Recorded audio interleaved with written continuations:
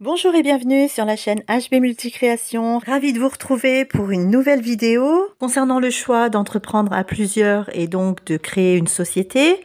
Mais avant cela, n'oubliez pas de vous abonner si ce n'est pas déjà fait, d'activer la cloche des notifications pour ne manquer aucune de mes vidéos et de liker à la fin de cette vidéo si vous l'avez aimée. Aujourd'hui, nous allons parler du choix d'entreprendre à plusieurs. Lorsque l'on veut s'associer et créer à plusieurs, la société va s'imposer. Donc vous avez plusieurs possibilités de société, à savoir qu'une société, c'est une personne morale, donc qui sera juridiquement distincte du créateur ou des associés. Donc vous devrez lui donner un nom, qu'on appelle dénomination sociale ou encore raison sociale, qui sera votre propriété au moment de son immatriculation, après avoir vérifié, bien entendu, sa disponibilité. Donc, vous pourrez vérifier sa disponibilité, soit par la base de données d'Infogreffe, entre autres, soit vous pouvez faire une recherche auprès de l'INPI. Mais c'est même fortement conseillé. Donc, vous avez plusieurs types de sociétés possibles. On parlera alors des principales. Dans un premier temps, vous avez la possibilité d'opter pour une société anonyme. Donc, la société anonyme, c'est une société de capitaux comportant 2 associés au minimum et dont leur participation sera fondée sur les capitaux investis dans l'entreprise.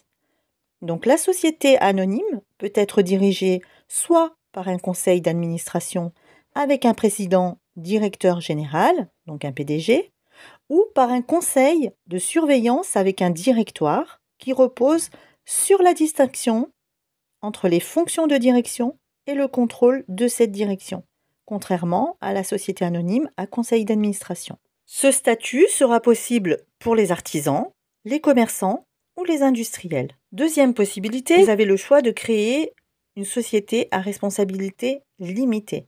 Donc c'est une personne morale, toujours, distincte juridiquement de ses membres. C'est un statut encadré par le Code de commerce pour lequel il faudra rédiger des statuts et où les droits de vote seront proportionnels aux apports. Des assemblées générales avec rédaction d'un PV devront être tenues. Il n'y a pas d'apport minimum nécessaire pour créer une SARL. Cependant, dans ce type de société, en principe, la responsabilité des dettes pour les associés, donc qu'elles soient de 2 à 100, est en principe limitée à hauteur de leur apport personnel, sauf s'il est caution. La société sera imposée sur les sociétés et le dirigeant, s'il est rémunéré, sera soumis à l'impôt sur le revenu.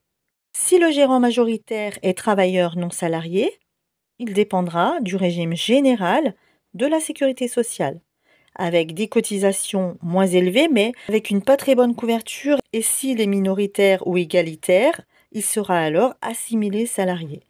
Il dépendra du régime de la sécurité sociale, avec des cotisations plus élevées, mais avec une meilleure couverture. Il devra avoir une comptabilité complète, et ce type de statut peut être utilisé par les artisans, les commerçants, les industriels, les professions libérales, sauf les professions juridiques, judiciaires ou de santé, et excepté les pharmaciens. Vous avez également le choix de créer une société par action simplifiée. C'est une structure qui sera plébiscitée par sa simplicité de constitution et d'organisation de la gouvernance. Alors, vous aurez une liberté d'organisation des statuts. Aucun capital minimum ne sera requis pour ouvrir une SAS qui peut être composée de 2 associés minimum sans limite qui seront responsables des dettes de la société à hauteur de leurs apports personnels, sauf s'il y a des fautes de gestion où le dirigeant peut voir sa responsabilité civile et pénale engagée. Les droits de vote peuvent être dissociés des nombres de parts détenues. Exemple, un droit de vote différent de 80% des parts détenues. La fiscalité est l'impôt sur les sociétés, avec option possible sur l'imposition sur les revenus. Le président, qui est assimilé salarié, lui donne une bonne protection sociale avec des cotisations plus importantes. La comptabilité sera complète et obligatoire, d'où l'intérêt d'avoir un capital social. Il permet de faire face aux besoins de financement. Vous avez un bon moyen de communication auprès des investisseurs. Ce statut permet de faire face aux besoins de financement. Vous aurez également un bon moyen de communication auprès des futurs investisseurs et banques qui permet de montrer votre investissement, votre motivation et votre confiance en votre projet. Cela permet également une bonne répartition des pouvoirs entre les associés et les actionnaires. Le montant est librement fixé en SARL et SAS, contrairement à la société anonyme où le montant minimum sera de 37 000 €. Le capital peut être apporté soit en nature, c'est-à-dire du matériel, etc., soit en numéraire et en industrie, ce qui est très rare. Cela peut être en compétences comme pour les avocats ou infirmières. Ce statut peut être utilisé par les artisans, les commerçants, les industriels, les professions libérales, sauf professions juridiques, judiciaires ou de santé. Et une fois que vous avez déterminé le statut juridique de votre société, vous devrez enregistrer ces statuts auprès du service des impôts des entreprises s'ils ont été établis par un acte notarié, un acte huissier ou par une décision de justice, ou encore si les statuts comportent un apport d'immeubles, de parts ou d'actions, comme la transmission de fonds de commerce par exemple. Un point très important, il ne faut pas confondre l'enregistrement des statuts au service des impôts des entreprises avec les démarches d'immatriculation de votre société, donc que vous ferez auprès de la Chambre des métiers et de l'artisanat pour les artisans, du registre des commerces et des sociétés pour les commerçants, qui sont obligatoires. Donc sans cela, votre société n'aura aucune existence juridique et ne pourra pas faire l'objet de contrats avec des clients. Une déclaration de bénéficiaire effectif DBE au greffe du tribunal de commerce devra être effectuée afin d'identifier la personne physique qui contrôle la société. Pour contrôler la société, la personne physique devra détenir plus de 25% du capital ou plus de 25% des droits de vote de la société. Donc vous avez des modèles types de statuts disponibles sur Internet ou en vente dans certaines librairies. Voici également un lien du ministère chargé des Finances. Pour immatriculer votre société au registre des commerces et des sociétés ou à la CMA, donc la Chambre des métiers de l'artisanat, il faudra utiliser un formulaire qui diffère suivant le type de société que vous souhaitez créer. Quel que soit le type de société, le dirigeant sera redevable de l'impôt sur le revenu et la société sur l'imposition des sociétés en fonction du type d'activité. Donc l'impôt sur les sociétés est prélevé sur les bénéfices réalisés au cours d'un exercice annuel pour les entreprises de capitaux exploitées en France. Le taux d'imposition sera normal ou réduit et il varie en fonction du chiffre d'affaires réalisé. Donc pour une société, elle aura donc 3 niveaux d'imposition. D'une part, la personne morale, la société elle-même, et sera imposée sur l'impôt des sociétés des bénéfices de la société. Deuxièmement, le dirigeant, lui, est une personne physique. S'il se verse un salaire, il aura une imposition à l'IRPP du revenu du dirigeant au niveau du foyer fiscal.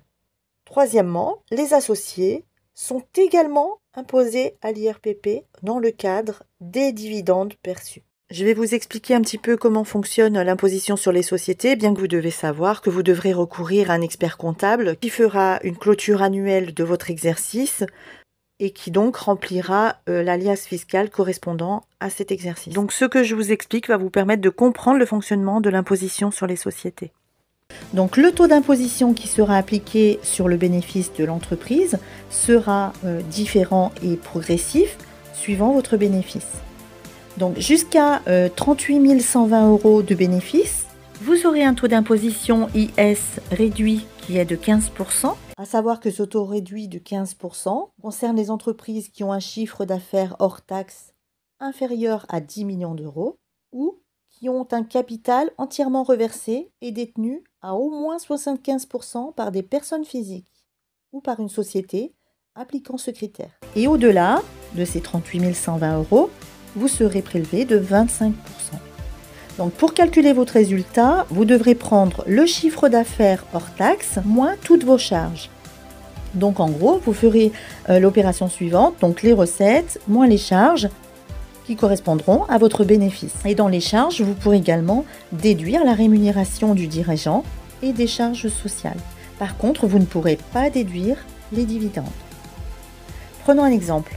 Mettons que vous avez cumulé 40 000 € de chiffre d'affaires hors taxe et que vous avez 20 000 € de charges. L'imposition de votre entreprise sera alors de 40 000 € moins 20 000 €. Donc ça correspond à 20 000 € de bénéfices. Et sur ces 20 000 €, comme ils sont inférieurs à 38 120 €, vous aurez un taux appliqué à 15% et vous aurez donc 20 000 fois 15 égale 3 000 € d'imposition. Si au contraire votre bénéfice est de 100 000 € et que vous déduisez 20 000 € de charges, il vous restera donc en bénéfice 80 000 €. Donc votre imposition sera pour la première tranche 38 120 fois 15%, donc 5 718 €. Et pour le reste, donc de 38 000 à 80 000, il reste 41 880 €. Donc ces 41 880 € seront taxés à hauteur de 25%. Et donc ça vous fera une imposition à 10 470 €. Donc vous additionnez ces deux résultats, 10 470 plus 5 718, et vous avez au total une imposition de 16 188 € qui est l'imposition sur le bénéfice de votre entreprise. Si après toutes ces vidéos concernant le chapitre des statuts juridiques et des régimes fiscaux, vous vous posez encore des questions, n'hésitez pas à les poser en commentaire. N'oubliez pas d'activer la cloche des notifications pour être au courant des prochaines sorties de vidéos. Et moi, je vous dis en attendant, à bientôt pour une nouvelle série et un nouveau chapitre sur la création d'entreprises individuelles. À bientôt, au revoir.